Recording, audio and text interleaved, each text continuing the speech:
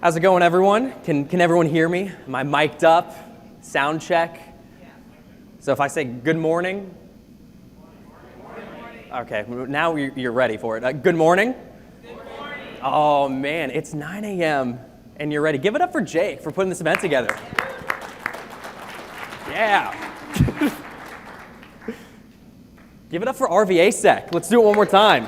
All right. Very good.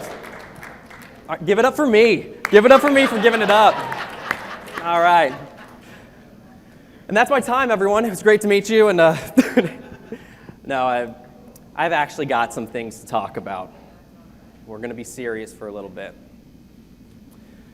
I call this talk Raising the Average, Finding and Managing Mentors.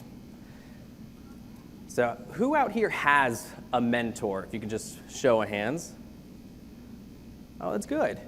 Who thinks mentorship's important? And you know what? That is actually pretty statistically accurate. 76% of people think that a mentor is something that's important to your development, something important to have, to grow. And 37% of people say they actually are engaged with a mentor in some capacity. Now, one of the things that we've probably all heard of is you are the average of the 5 people you spend the most time with. That's attributed to Jim Rohn. Now, whether or not he said it first, or maybe he said it the loudest, he gets the credit for it. Maybe he trademarked it. He was born in 1930. We've gone through a time where everything went extremely virtual, extremely quick. And I don't know if you know this about cybersecurity. There's this rumor going around that there are more opportunities than there are professionals to fill the positions in cybersecurity. What a slogan for a profession.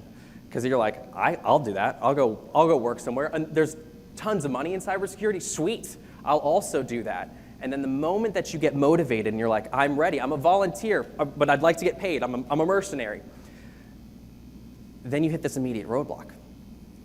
I don't have any experience. People want experience, but you said you needed people. So how do you do it? My name's Thor Draper Jr. I put an emphasis on the junior because Thor Draper is my dad. He's over there, he's sitting. I work for Microsoft as a Azure Rapid Response Network Engineer. It's a very long title, or Escalation Engineer on the networking team. I'm an instructor with Trilogy Education out of the University of Richmond. It's the cohort that I'm currently teaching. And I'm a career changer. And one of the things that was tough for me to overcome early on was I felt like a career changer was a piece of something that I had to own. Like, I had to tell people, like, hey, I had a career before IT. Let's talk about it. Let's get that awkwardness out of the way. And what I started realizing was that my experiences before my life in IT were some of the things that were making me a better and better candidate. But I can tell you, I still felt that insecurity because I would say, hey, I was in sales, I was in management, I was a people person. And what's weird is that they don't necessarily associate people with IT people. Have you heard that? I mean, that's crazy. And so I would talk about things like I like communicating. I like talking to people. And I went on interviews and legitimately heard that this might not be a good fit because you don't necessarily get to talk to people all the time. Okay. And the thing that sales forces you to do, if you want to be a good salesperson, the formula is pretty simple. You just have to create a really big pipeline, like constantly ask people for business and talk to them. And you're not so much as selling them something, you're becoming a trusted partner. We've all heard the jargon, but I did know how to put myself out there, go to meetings, go to meetups, and network. And when I made the transition, we didn't have a thing where I wasn't allowed to see people face to face. I was able to go to IT meetups. Funny enough, you guys claim and you laughed at not being people, but the IT community, you are some of the most helpful individuals I've ever met. But the amount of times I get told, just put some time on my calendar, I've never heard that phrase in my life before, but everyone's calendar's open and I can reserve a half hour from anybody, and for some reason you don't care. It's cool. It's very cool. So, after I had a couple of conversations, I realized there's no such thing as wasted experience. This is not a quote from Jim Rohn. I don't know who it is. I could have made it up. So I want to talk about a couple of things today. Mainly the types of mentors, virtual networking, or virtually networking, and then the meaning of life, time permitting. So if we get through the required material, we will get deep, all right? I was fortunate enough to get inspired to make the transition from sales into IT. I was doing pretty well in sales. I had an opportunity to purchase a gym out in my hometown. And I'm like, all right, let's get fired up, let's do that. And when I first came back, I still had rent to pay in California, so I was sitting around. I was not gonna pay double rent, so I moved in back home with the folks. And I got to see my first, my lifelong mentor, my dad. And he's a enterprise security architect. He's done things he was working in IT before DNS was a thing. So I feel like that's a long time for him. That's a long time. So my first tip is, if you want to find a mentor, just be related to my dad.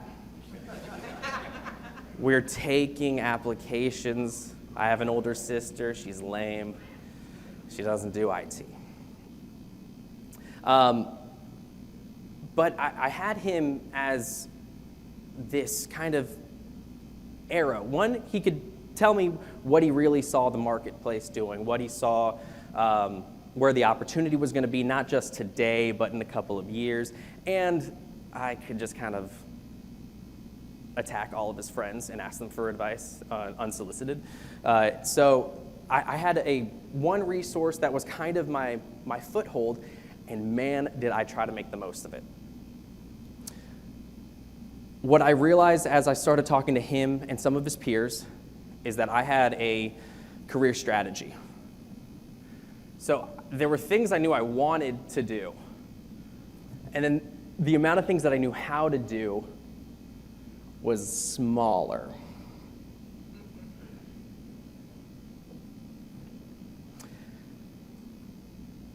That's a very good pie chart.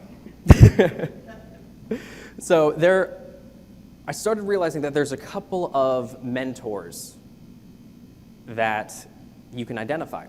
3 main categories: subject matter experts, attesters, accountability partners.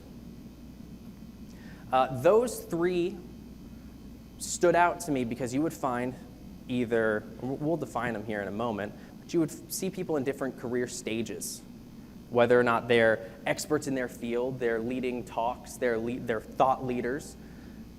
The attesters, these people are just going to have your back. Accountability partners, your mentor doesn't have to be years ahead of you when it comes to being a part of the 5 people that you're hanging out with most frequently. I mean, somebody who's either slightly ahead or started at the same time, you can learn from everybody. But I noticed that there's 3 types of people that would consistently stand out to me.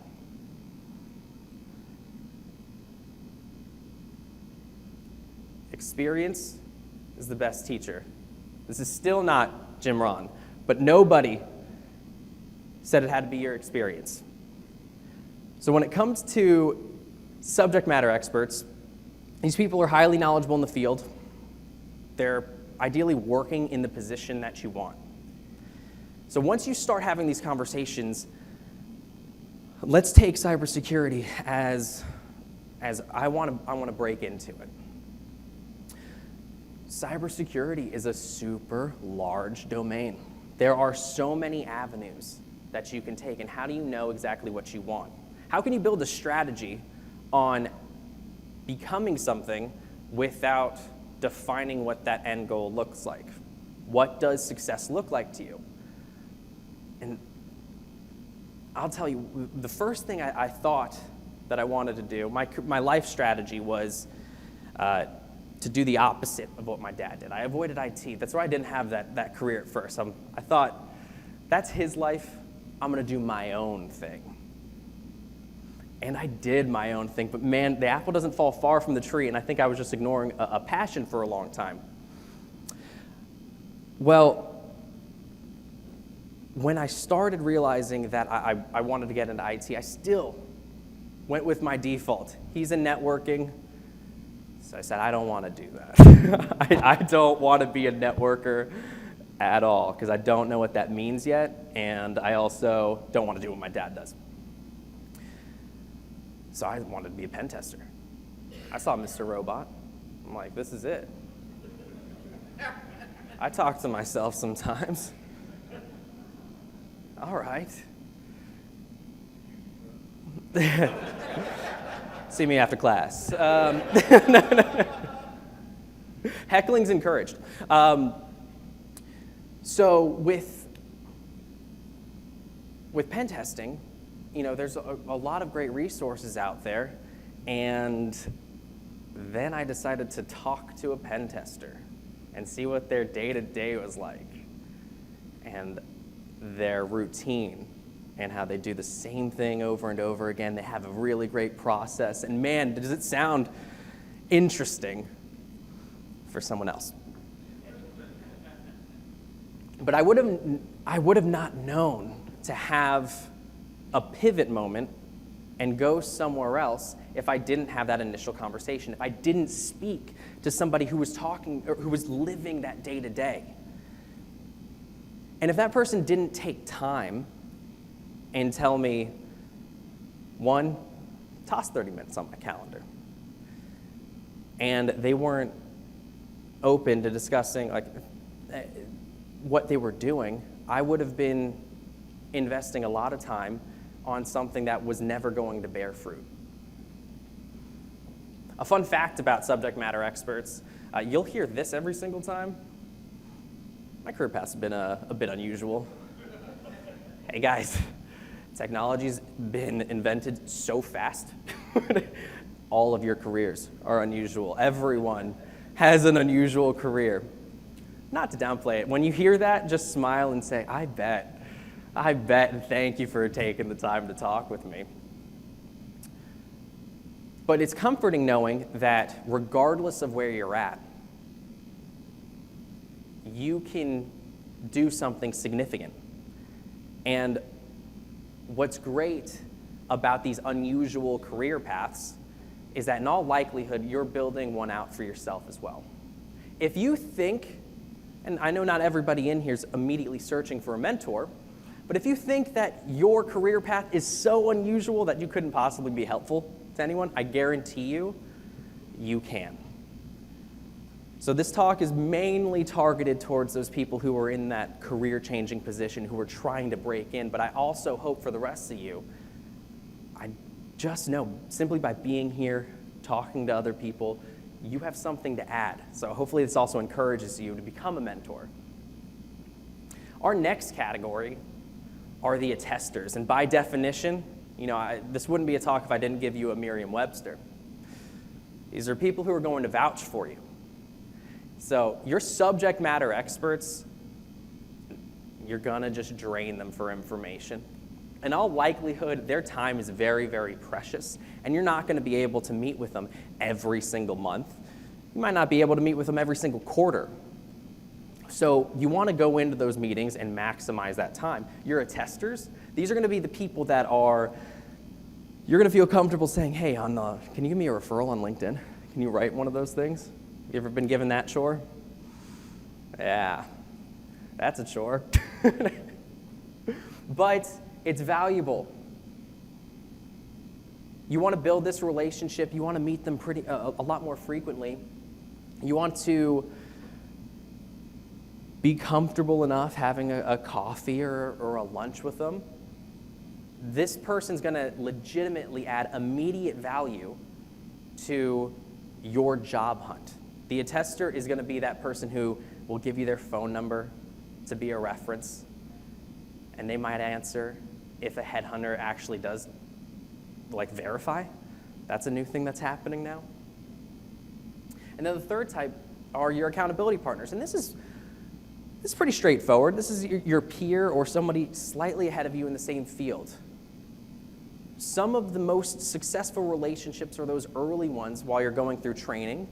And if you're going through, whether it's a class, whether it's the corporate mandated stuff, talk about your goals. Share what your priorities are and establish that relationship. The accountability partners aren't there to make sure that you're doing everything. They're just there to check in. And same thing for you. Like if this relationship is exhausting, I think you're doing something wrong. It shouldn't be legitimate exercise. You should look forward and you should be caring about how that other person's doing. Because if you're doing something together, it means that the payoff, when they win, you win. So here's a couple of Q's without A's. Who am I spending time with? What am I missing by choosing to worry or be afraid? Will this be a live time or dead time? And I started writing these questions because I no longer could go to those meetups. I got a lot of traction early on during my career change because I would talk to somebody and they would make eye contact with me and I would say hello.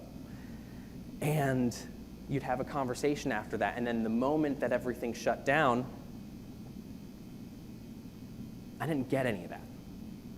So when it came to reaching out to a stranger or searching a specific job title on LinkedIn,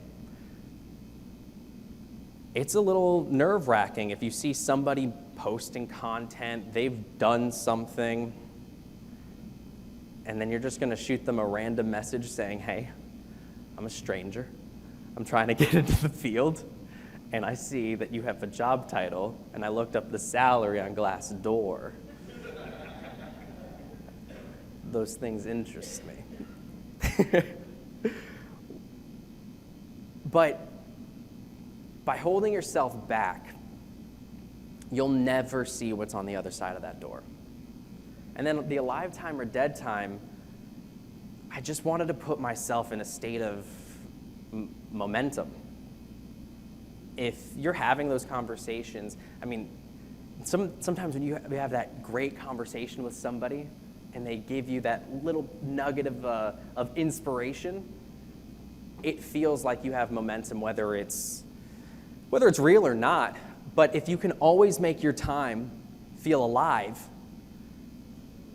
that energy is going to give you the courage to make one more meeting. That energy is going to make you reassess. Are you spending time with that average of 5 people? Do you have a good ratio of SME, a tester, and accountability partner? If you've got all accountability partners, that's just a bunch of friends meeting up together. And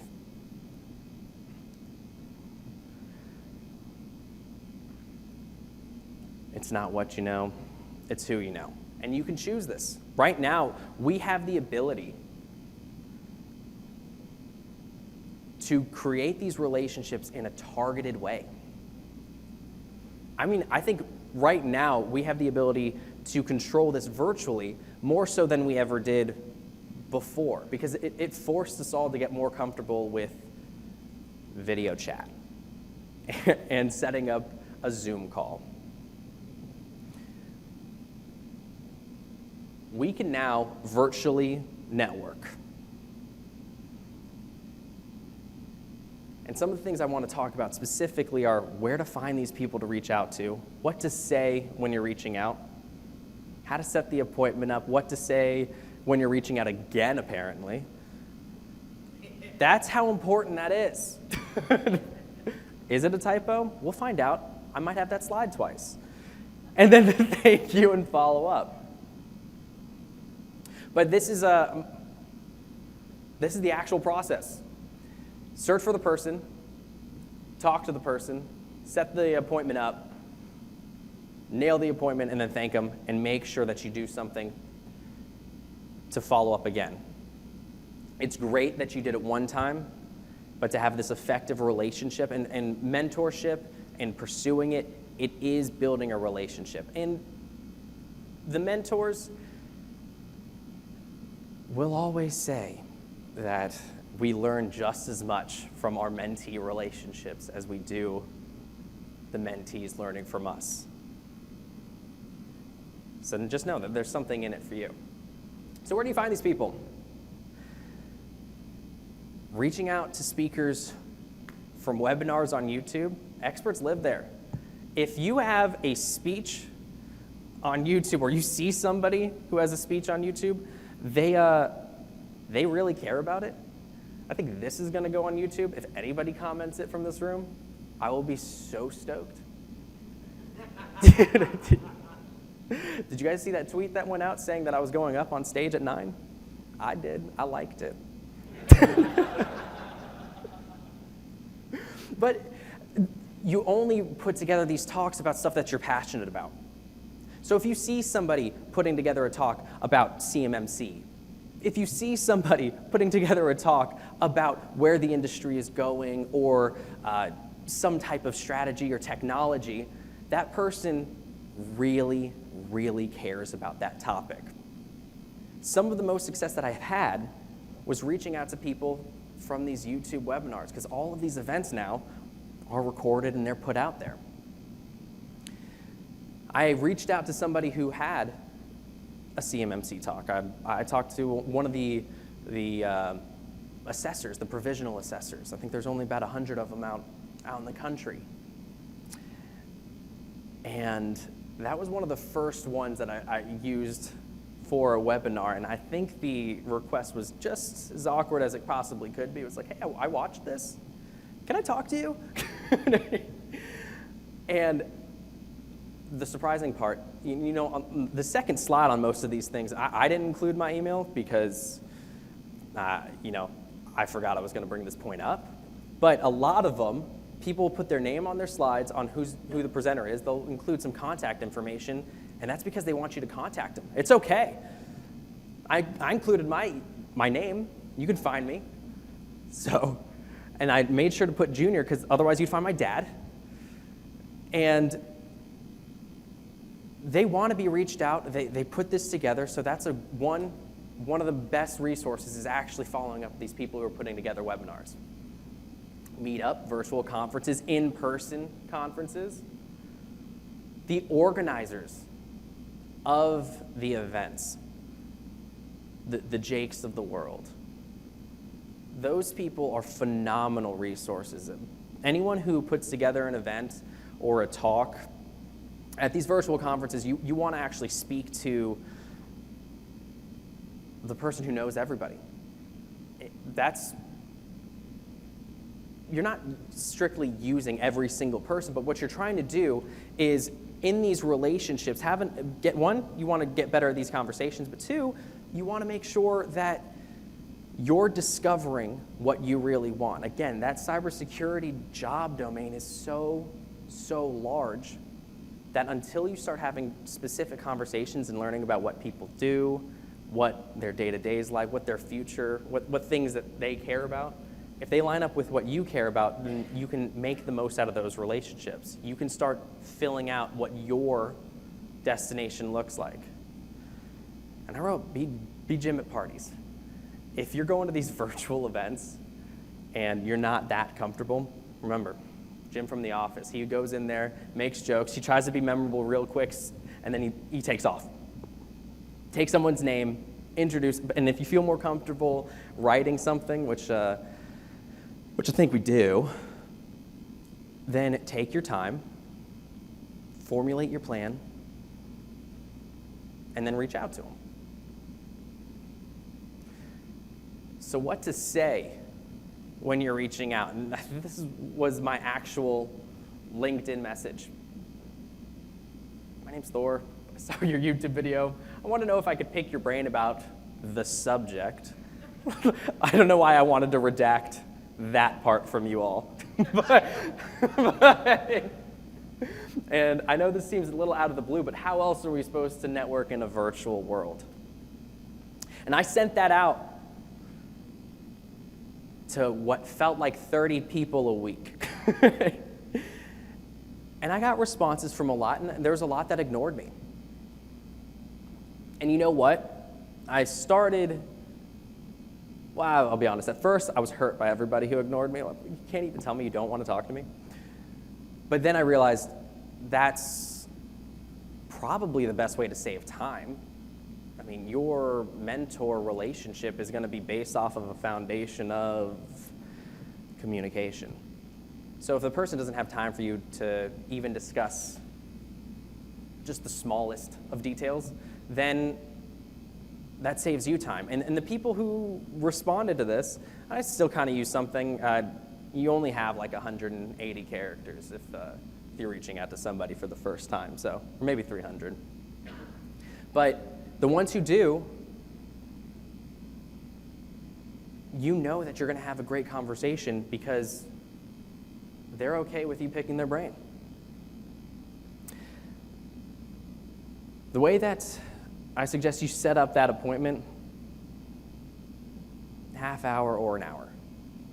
These first ones are just that first meeting. You can't have your mentor or this person who's going to be your potential mentor think that it can't be a chore.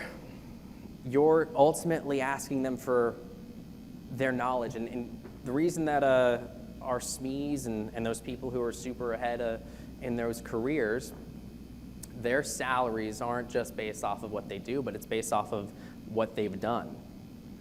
That's why your salary goes up as your career goes on. So a half hour or an hour of their time could be worth a lot. And you want to maximize it. You want to show up early. And I'd also suggest showing up on camera, because it is so much harder to be mean to this face than it is to just the letter TD. And I would suggest doing the small things.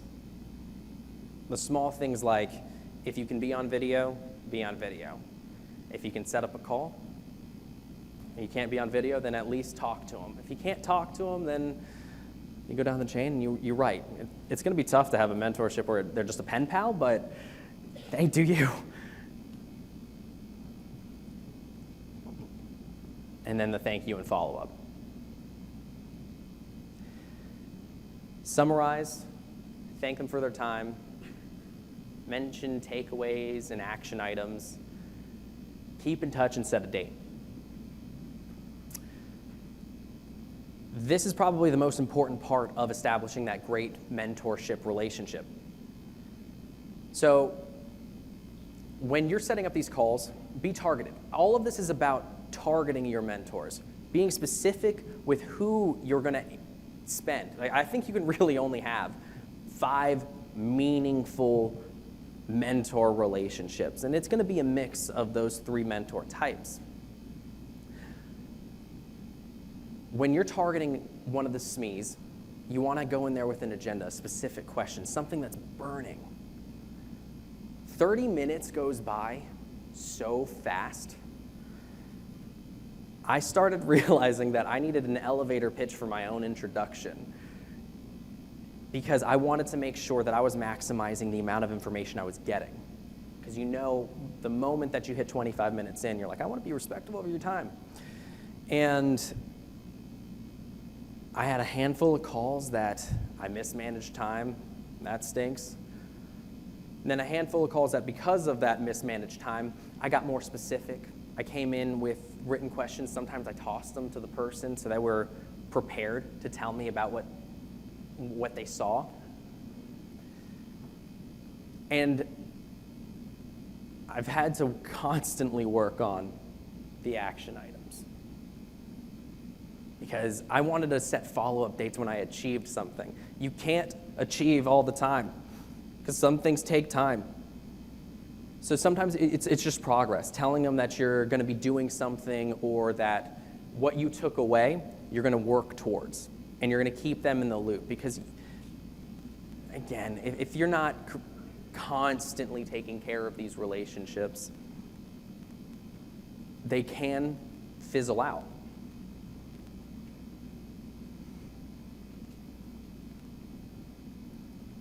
Cool.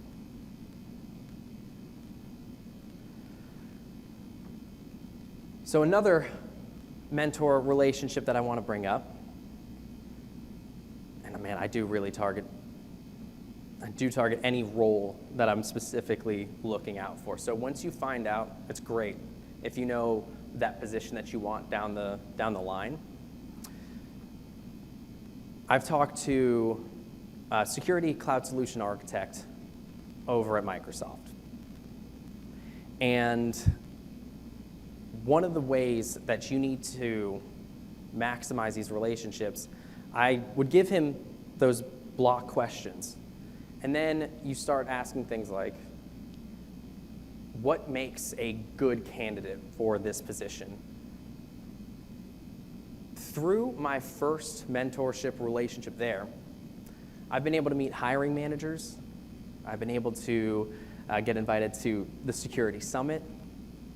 And that all comes from giving that relationship enough attention, following up, and at one point I was like, you know what, I haven't gotten that certification yet. Is it okay if we still meet?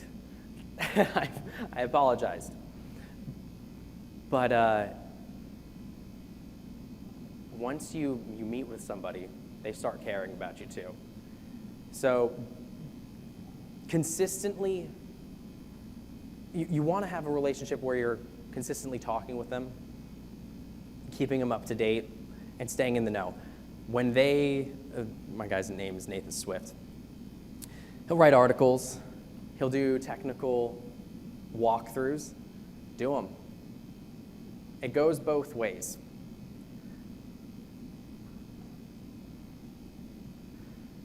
So in summary,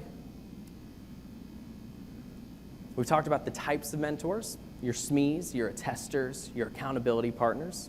Talked about virtually networking, finding the people, what to say, how to say it, what to say, thank yous. And at this point, I want to open it up to some Q&A. I know I took a lot. Any questions about the mentor-mentee relationship, about finding those mentors?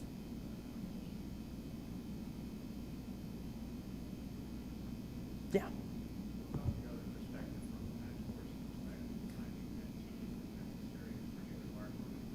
I love it. So from a mentor's perspective, what I'd key in on is making sure that that person is not just giving you smoke. And I know how easy it is to send a ping, send a note. Not to say that you have to have like a qualifying exam or anything, but gauge their interest. Again, that if you can squeeze out that half-hour time, that's awesome. That first intro meeting, I know you only have so much bandwidth, but I think finding a great mentee, if you give them an action item, any action item that they can make some progress on within a certain amount of time, even if that action item's, hey, set up another date in 6 weeks and let's catch up again, that'll show you that that's somebody who's really going to run through walls for you. You're not going to lose much by having that first conversation or that first email exchange back and forth. But I think the key to setting up one of those strong relationships is giving that action item for them to do. Give them an opportunity to prove that they're serious about building that relationship with you. Awesome, thank you. Yeah? So elevator pitches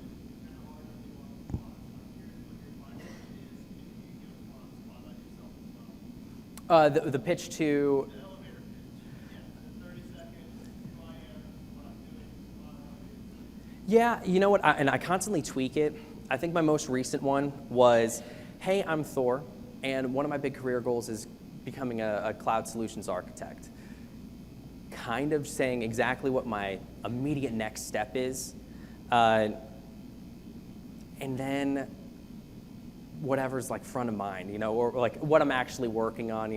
As an Azure response engineer, I get to talk to these people, and I can see it benefits the career path in this way, but what do you see, or something like that. But I would probably say, keep it your name, what your goal is, what your priority is, what is that nugget that you need to take away from this conversation, and then also why, like what you're doing to help yourself get to that as well. It's a good question. Thank you.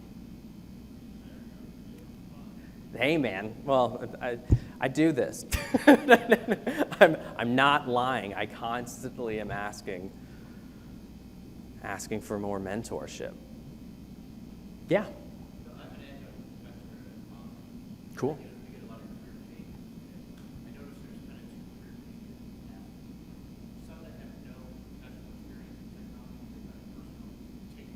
Yeah. Yeah. And I struggle with advise them to break area. Yeah. I love this question because I think one of the hardest ways, or one of the reasons it's so challenging to break into the field is it's very similar to like even finding people to do stuff like lawn care and plumbers. I realized that I don't want to just hire like a random company. I would go out and refer. Like I'd ask a neighbor if they knew a person, or I'd ask like people on my neighborhood bulletin board, like, hey, does anybody recommend like a good plumber for this? And when it comes to lawn care, if I see somebody cutting someone else's lawn, I immediately think like that person's going to be okay, versus a list of names, and they could have been on that same list. What I'm getting at with that, it's about trust more so than anything. These junior positions or the entry-level positions, so much of it's dictated on whether or not you think that this person is going to follow through, and whether or not this person's going to legitimately like they're going to learn and they're going to work really hard. Everybody tells you like they're going to work hard, but until you have that conversation, you build even the smallest amount of trust, that's going to be one of the largest barriers. I would advise anybody who has zero technical experience to start having those conversations with people, with whatever position they think that they're going to go and pursue. It's great that they're reaching out to you. It's tough to not just say like, lab, start, like take a certification. I would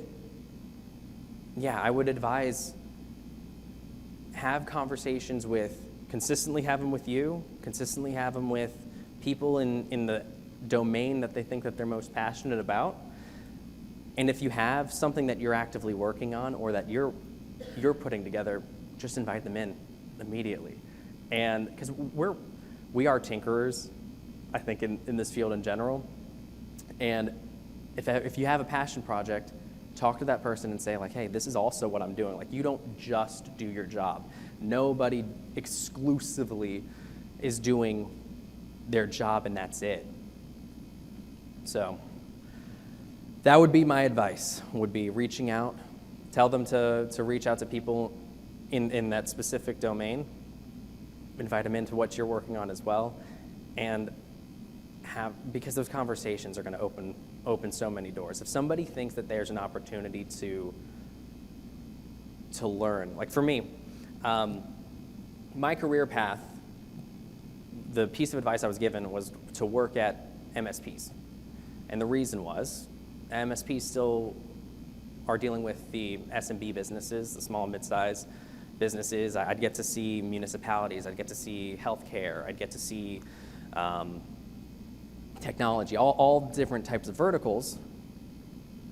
And that was just to start the journey itself, start actually doing something. And the value in it, while it probably wasn't the most desirable position to start off with, it allowed me to do something where it set me apart because I still got to see servers. I actually racked servers still.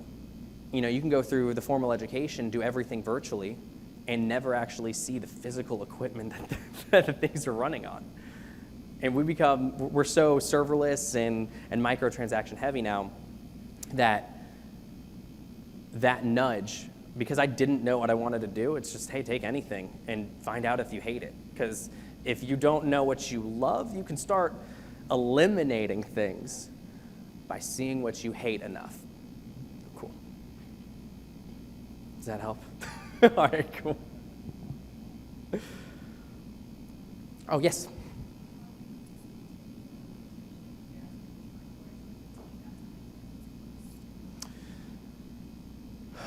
Discontinuing it. Yeah, you know, I don't think that you have to do the breakup lines where it's like, hey, it's not you, it's me. Let's go from both perspectives. I think to start off with, from the mentor perspective, a good mentor hopes that their person's gonna leave or that person's gonna grow and get into another position. A great mentor knows it. Ted Lasso. Anyone? Yeah. But it was a great line. So from the mentor perspective, you actually do encourage somebody, and then you probably just elevate them. Like maybe you're probably in a better position to advise them to start talking to somebody else. If you're the mentee and you realize that this has run its course, I mean, you don't ghost them, but you know, just start saying like, hey, I think we can either spread these out a little bit farther, or maybe just thank them for the time, reflect on what you've accomplished, and be cordial. Like, you're still gonna want that person in your network, you know? And they don't have to stay, that's why there's so many different levels. Like, if you started getting to the point where you've caught up, maybe they're not a SME anymore, maybe they're not in a tester, because it'd be weird to get a recommendation from somebody who's at the exact same level. And that becomes an accountability partner. And hopefully you've invested in that much time. But yeah, no, if honestly you guys are like fighting over just small things, it's time to break up. Cool. I'm new to relationships. Anyway, yeah.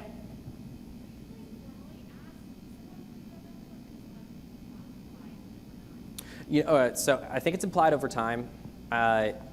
I even think that people that you consistently follow on podcasts, social media, tweets, things like that, but I think it's super beneficial if you have that speaking relationship. But just because somebody, a mentor is just somebody who's going to be adding value to your growth.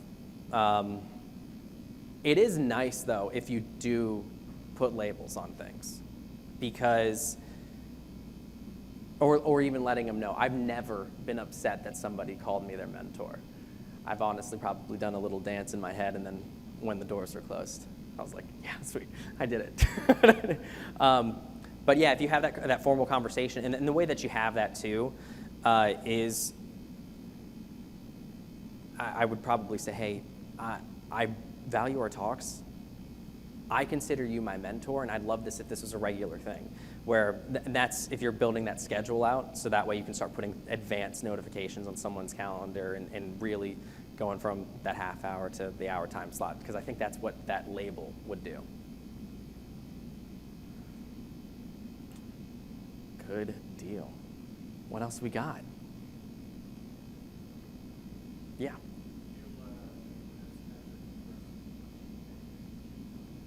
Mm-hmm. Oh yeah, yeah. I think once you get on the mentor-mentee wagon, it doesn't end. I think there's a lot of, when you're a part of this and you're consistently talking about where you've come from, where a person's gone and been, it's really easy to remember the struggles. It wasn't long ago that I was just bombing technical interviews and and really wishing like that's on camera for forever. But once you're there, because it's something that I talk about, I can always relive those moments, and I can remember, hey, this is exactly how I overcame it. And sometimes it's just about it. It's just about being relatable. So yeah, you don't just graduate to being a mentor and then you did it. I think that there's always some more.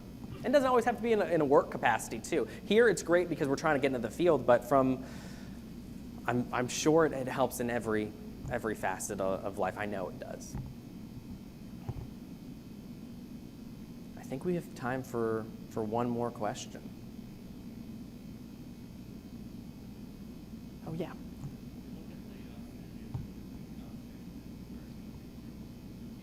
Oh, yeah. Do I think that there's an opportunity to learn something from the conversation and grow from both perspectives? Absolutely. It brings you back to that moment, and it lets you reflect on, like, man, I either had blinders to this certain aspect of things, or I couldn't even begin to imagine, like, oh, that is a real struggle here, because you might be in a place to change something, at least in your own organization or the people that you interact with.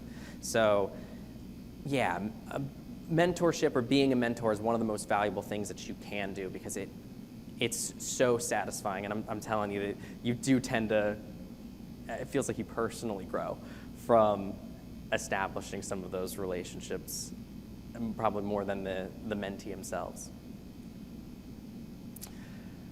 Well, it's been real, everyone. I'll leave you with one more quote, but this one's by me. The moment that you realize that nobody knows anything, you can't be an imposter. All right? Everyone's faking it. Thank you so much, everyone.